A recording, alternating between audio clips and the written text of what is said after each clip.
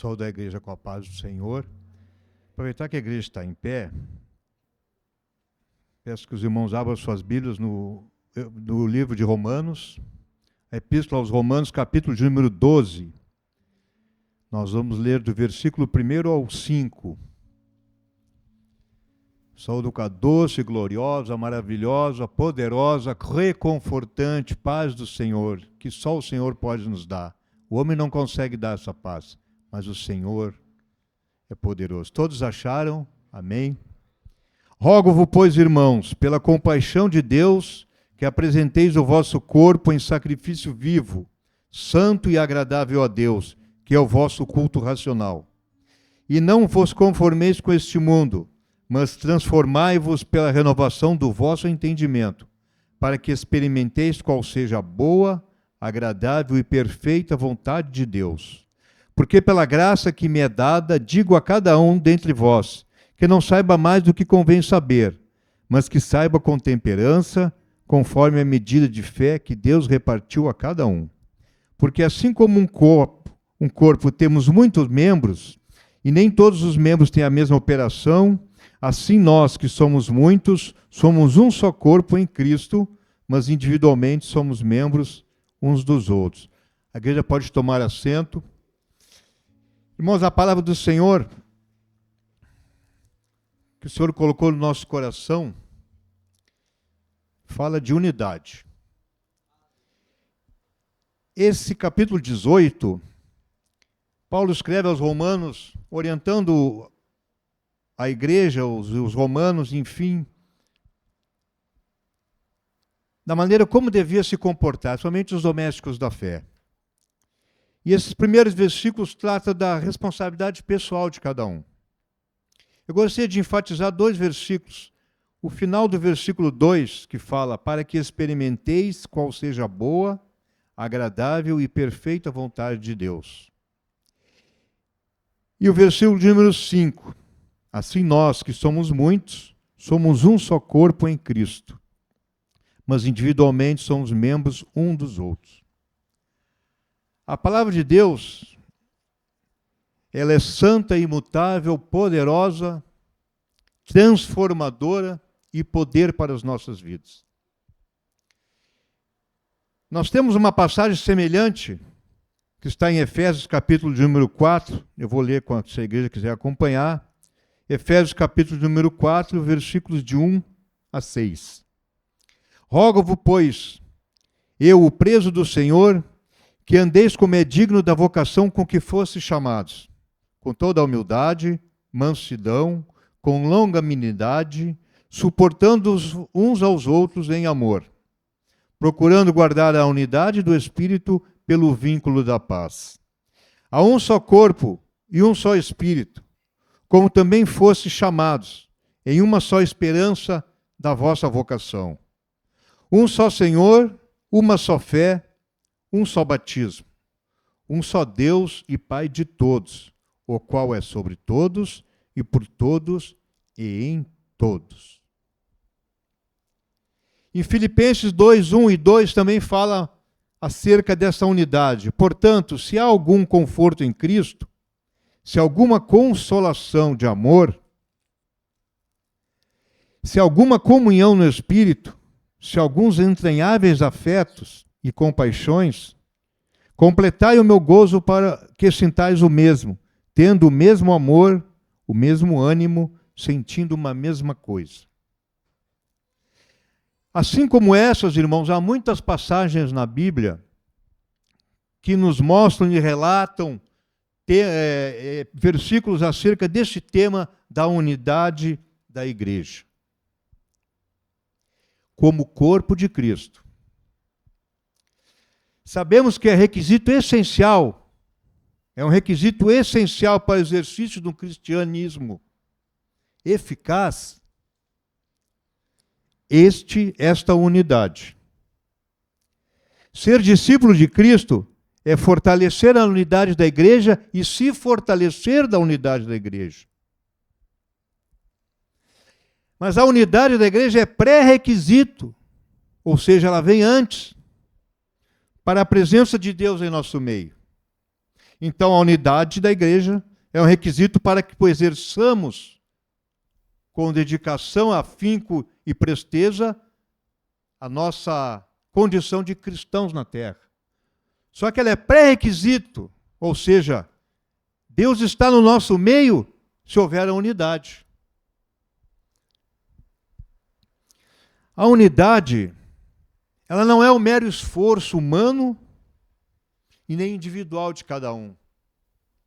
Nós poderíamos aqui traçar, vamos ficar no nosso meio, na ADR, Assembleia de Deus do Recreio, um pacto de unidade entre os irmãos, com a direção do nosso pastor, Antônio Ferreira, a irmã Rosane e os demais pastores.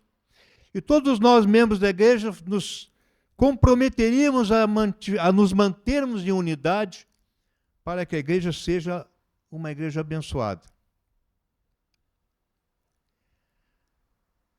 Mas essa unidade poderia não durar muito tempo. Por mais dedicados que nós fôssemos nesse esforço, se dependesse somente do nosso esforço, a primeira adversidade ela ficaria um pouco abalada. Na segunda adversidade, alguns já olhariam com um olhar feio uns aos outros.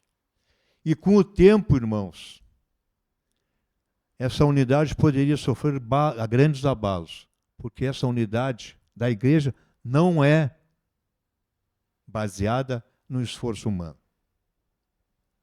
Por mais dedicados que sejamos. Porque há pessoas de personalidades diferentes, de temperamentos diferentes. Há pessoas que vão se predispor a viver em união e nessa unidade, porque já são predispostas a isso. Alguns têm mais ânimo para se dedicar a essa atitude. Outros também se predispõem, mas já não têm a mesma disposição. Mas ainda há alguns entre nós que talvez não quisesse nem participar dessa unidade, porque gostam de estar sozinhos. É da sua natureza pessoal. Então a unidade da igreja não é baseada no nosso esforço. A unidade da igreja que começou em Pentecostes, mas que ela já vinha antes, mas digamos que ela foi fundamentada em Pentecostes e sobrevive até hoje, não pode ser baseada num preceito meramente humano. Ela não duraria esse tempo todo, não aguentaria as perseguições. Mas a unidade da igreja, ela é baseada no poder do Espírito Santo. É Ele que é o autor, é Ele que é o balizador, Ele quem é o sustentador da unidade da igreja, através da ação individual de cada um. Se não fosse o Espírito Santo, irmãos,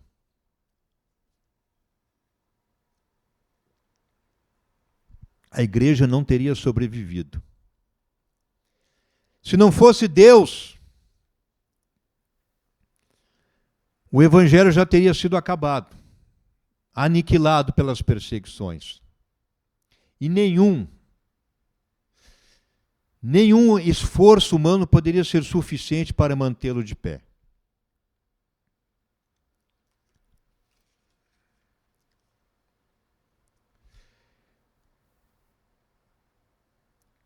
Essa unidade ela precisa ser coesa. Essa unidade precisa ser permanente.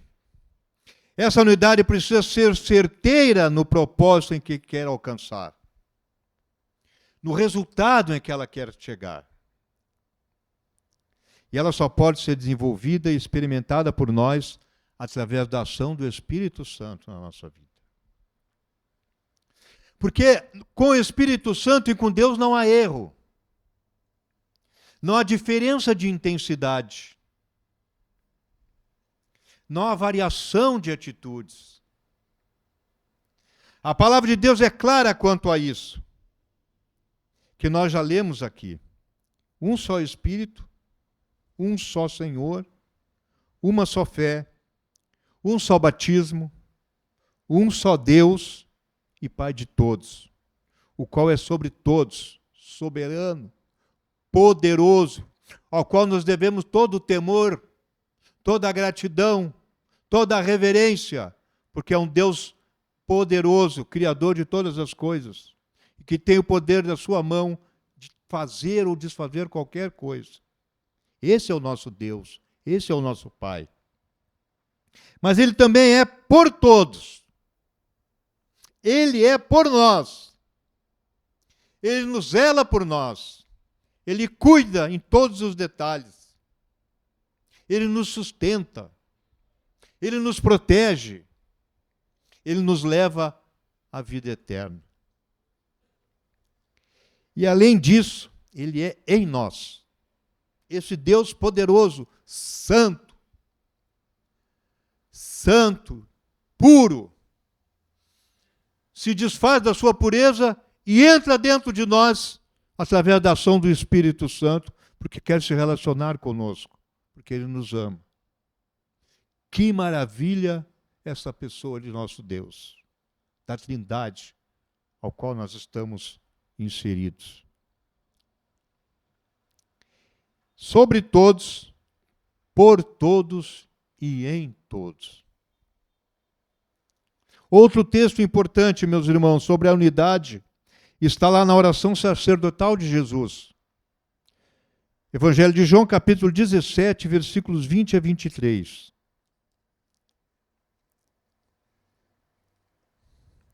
Diz assim a palavra do Senhor. Aqui Jesus vai orar pelos futuros crentes. Ele orou pelos discípulos, agora ele vai orar para aqueles que ainda iam ser agregados na seara do Senhor, no seu reino. Eu não rogo somente por estes, mas também por aqueles ao qual nós somos inseridos, que pela sua palavra hão de crer em mim, para que todos sejam um, como tu, ó Pai, o és em mim, e eu em ti. Que também eles sejam um em nós, por um propósito, para que o mundo creia que tu me enviaste. Mas ele continua, eu dei-lhes a glória que a mim me deste. Nós, míseros pecadores, recebemos esse poder de Deus, de Jesus, que deu a sua glória, através do Espírito Santo, para nós. Para que sejam um, como nós somos um. Aí nós já começamos a entender que o esforço dessa unidade não pode depender somente de nós. Mas é uma obra de Deus, é um dom de Deus para a igreja. Continuando a leitura. E eu neles e tu em mim, para que eles sejam perfeitos em unidade. Quando se fala em perfeição, irmãos, não há perfeição se não houver Deus no meio. Não há perfeição se for apenas uma obra humana. A perfeição só vem do nosso Deus.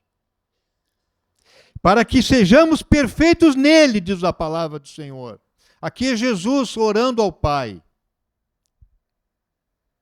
Para que o mundo conheça que tu me enviaste. Mais uma vez o propósito.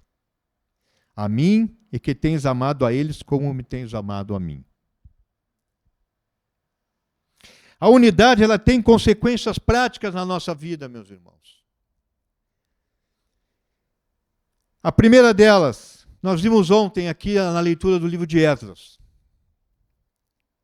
Capítulo 3, versículo 1. O povo se ajuntou como um só homem para reconstruir o templo e os muros. O que moveu o povo a se unir numa unidade para a reconstrução do templo? Eles acharam a palavra do Senhor e a palavra tocou no povo. E todos se uniram.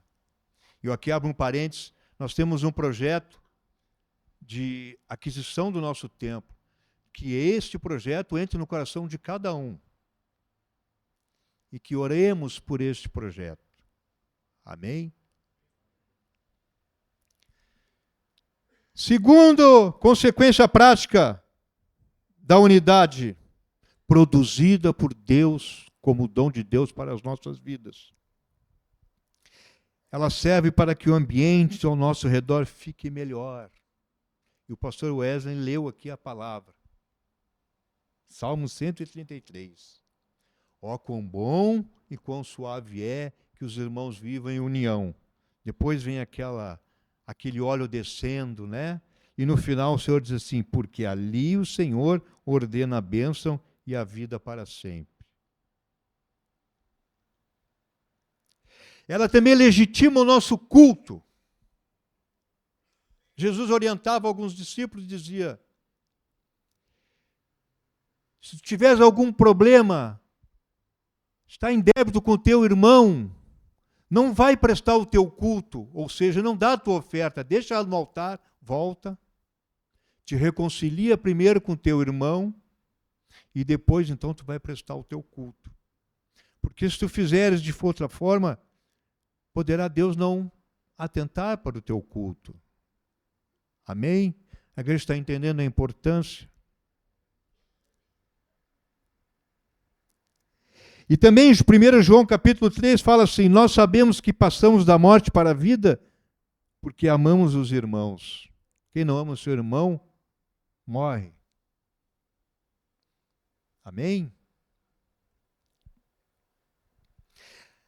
Outra vantagem ou consequência dessa unidade, ela traz crescimento espiritual para a igreja. Efésios 4, do qual todo o corpo bem ajustado e ligado pelo auxílio de todas as juntas, aí vem uma sequência de informações e termina assim, faz o aumento do corpo para sua edificação em amor. Aumento da igreja em qualidade e em quantidade para que essa unidade, essa edificação do amor cresça.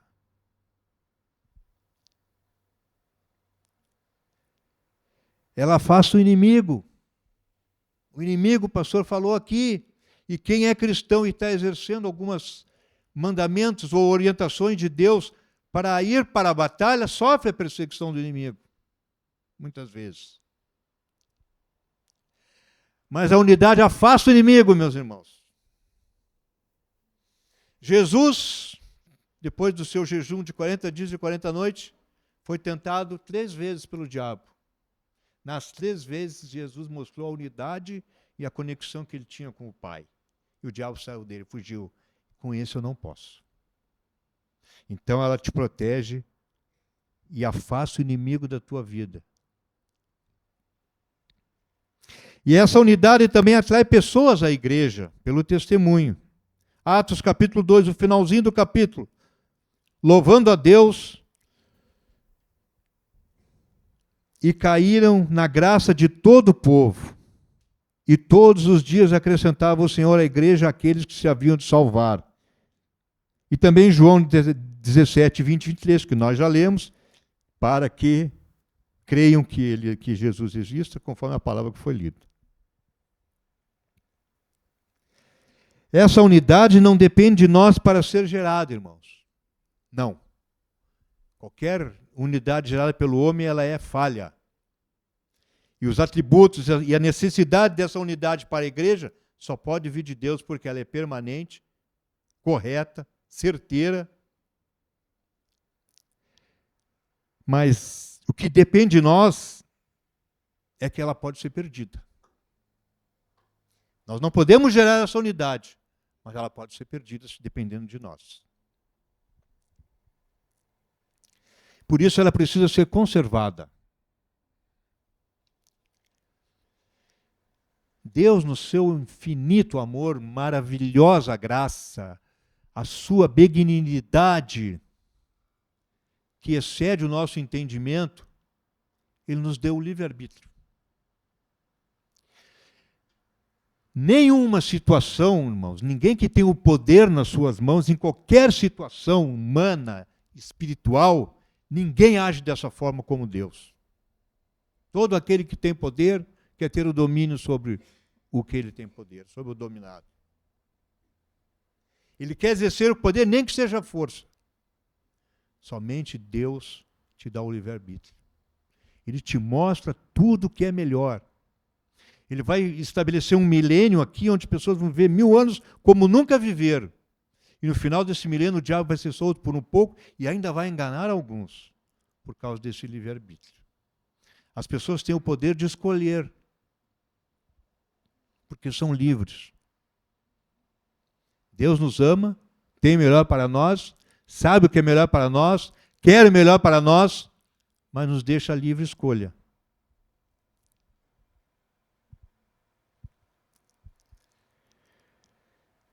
E também uma insistente luta do homem natural com o homem espiritual. Isso também pode afastar essa unidade.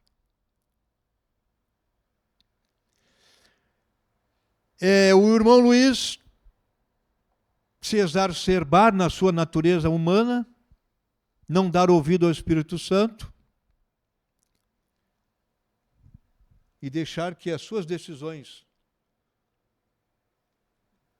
dominem a sua vida e deixando que o Espírito Santo dirija a vida. Cada vez que nós fizermos isso, meus irmãos, nós estamos dando uma brecha para que essa unidade acaba se esfriando, deixada de lado e, quiçá, seja extinguida.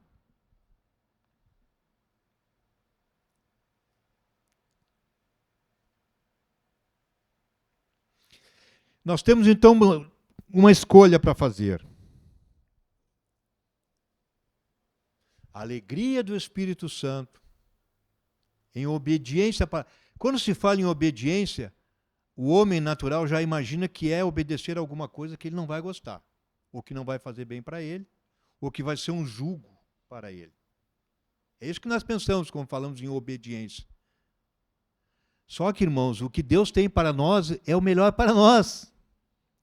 Ele sabe o que nós precisamos fazer melhor do que nós mesmos sabemos. Então, quando nós estamos obedecendo ao Senhor, nós estamos simplesmente fazendo aquilo que é melhor para nós, mesmo nós não sabendo. Quando Deus dá uma prova para nós passarmos, e você passa por essa prova e sai fortalecido dela, você cresceu, você precisava daquilo para crescer. Você já não é mais criança. O adulto não passa por experiências na sua vida. Todos nós passamos por experiências. E nós somos mais inteligentes, mais fortes, mais hábeis, porque essas experiências nos tornaram mais fortes. Né?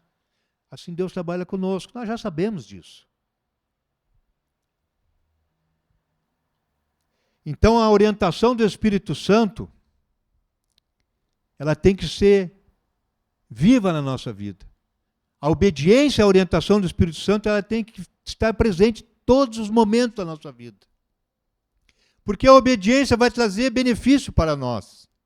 Você quer ser um cristão alegre? Um cristão feliz? Um cristão realizado? Um cristão aprovado pelo Pai? Obedeça o Espírito Santo. Obedeça a Deus. Você pode tomar outro caminho. Você pode escolher, eventualmente, se rebelar contra isso. Eu não vou dizer que você vai perder a sua salvação, mas você pode se tornar um cristão triste, um cristão amargurado, um cristão angustiado, um cristão que sofre, porque o Espírito de Deus, ele continua dentro de você. Quando há um choque em que o Espírito Santo te orienta a fazer ou agir, e a tua natureza pecaminosa procura fazer o contrário, como Paulo dizia, o bem que eu sei, eu não faço. E o mal que eu não devo fazer, isso eu faço. Paulo estava se angustiando com essa situação. E quem falou foi Paulo, um dos maiores evangelistas da Bíblia, salvo ou resgatado por Deus para evangelizar os gentios. Orientava na palavra do Senhor e no final ele disse, eu combati o bom combate. Acabei a carreira, mas venci. Ele venceu. Ele tinha convicção da sua salvação. Mas ele também tinha esses momentos. O bem que eu quero fazer eu não faço. O mal que eu não quero fazer, eu faço. Então ele tem convicção, e você pode, nós como cristãos, o irmão Luiz, vou colocar a palavra para mim primeiro, porque ela serve para mim, e se ela serve para mim, ela serve para os irmãos.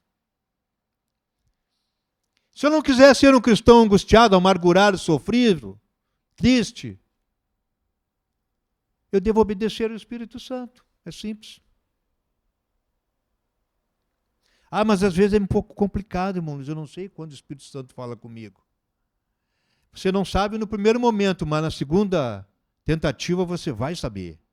Porque você vai ficar angustiado, vai ficar abalado, você vai ser compelido a fazer o que o Espírito Santo quer que você faça, se você for sensível a ele. Se você praticar na prática, continuar na prática de não ouvi-lo, aí você corre o risco de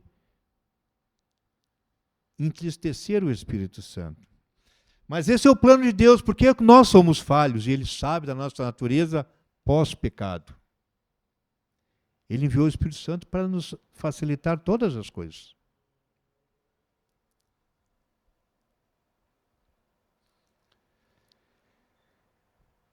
E esse conflito interior entre a nossa carne e o Espírito Santo, irmãos, nós decidimos o que nós queremos fazer. Nós queremos ficar angustiados, amargurados, tristes, depressivos, porque toda insistência de fazer aquilo que faz bem para você, de você não fazer aquilo que faz bem para você, orientado pelo Espírito Santo, vai te trazer um dissabor. Não tem jeito. Você está fazendo o que é contrário para você. Deus sabe o que é melhor para mim, para você. O Espírito Santo sabe. Ele nos orienta a agirmos dessa forma. E muitas vezes nós somos levados a agirmos na peleja, na dureza da obra, para sermos um soldado mais valoroso, mais corajoso. Temos experiência com Deus. Hoje nós estudamos na Palavra de Deus, na escola dominical que o pastor Paulo ministrou. A verdade prática, ela diz que a obediência a Cristo resulta, né, pastor, em bênçãos espirituais que influenciam diversas áreas da nossa vida. Diversas áreas da nossa vida. Ou seja, você quer ser feliz? Você quer ser um crente alegre? Deixa que Ele trabalhe, o Espírito Santo trabalhe na tua vida. E como pré-requisito a Deus estar aqui agindo neste lugar, nestes corações, como pré-requisito, deixar que o Espírito Santo, que já trabalhou e continua trabalhando, em prol dessa unidade, seja vencedor. Nós somos os únicos que podemos diminuir ou destruir esta unidade, que é poderosa. Amém? Vamos entregar. Não. Eu queria só fazer uma oração. Que Deus nos abençoe. Amém? Pai querido, Deus eterno e maravilhoso, estamos diante da tua presença. Te agradecendo, ó Deus, pelos teus preceitos, as tuas maravilhosas bênçãos, as tuas maravilhosas orientações, Senhor. O Senhor nos guia em todos os momentos, em todos os nossos sentidos. O Senhor nos guia em todas as nossas ações, que possamos dar ouvido, que possamos deixar e obedecer a tua palavra, Senhor, em qualquer atitude, em qualquer pensamento, em qualquer ação que viemos a praticar, Senhor. Porque o Senhor tem o melhor para nós, e nós dependemos exclusivamente do teu poder para sermos abençoados e vitoriosos, aqui na terra como na eternidade. Por isso, Senhor, abençoe a tua igreja, a cada um de nós. Nós te entregamos essa adoração em nome de Jesus. Amém, Jesus. Prezado, a paz do Senhor Jesus, estamos muito felizes com o seu acompanhamento dessa mensagem que foi transmitida. E é importante você saber que Jesus é o nosso maior e melhor amigo, socorro em todos os momentos. tem à sua disposição os canais de comunicação para que você possa ter acesso às informações concernentes à igreja, para ter plena ciência de que Jesus é o nosso Salvador. A Igreja Assembleia de Deus Recreio é uma igreja que adora o Senhor e que prega o Evangelho. E será uma grande bênção se você participar sempre conosco dessa experiência, reconhecendo a Jesus como seu Senhor e Salvador. Que Deus te abençoe rica e abundantemente a você e a sua família, em nome do Senhor Jesus.